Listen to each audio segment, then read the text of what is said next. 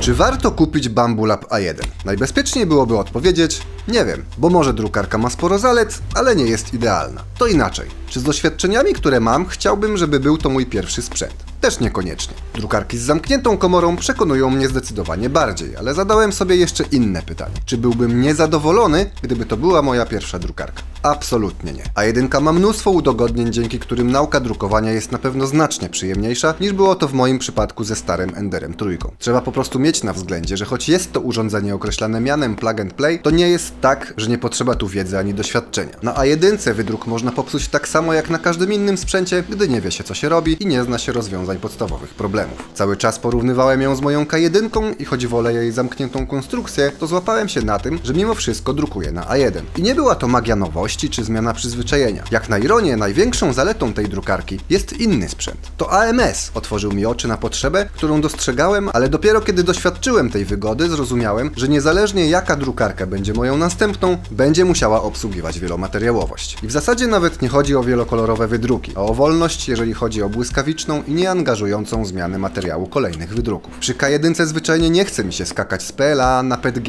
i z powrotem, bo jest to upierdliwe i wyjątkowo niewygodne. Dlatego moim leniwym wyborem było, mimo jej wad, drukowanie na A1. Jednak nawet o AMS-ie trzeba wiedzieć to i owo.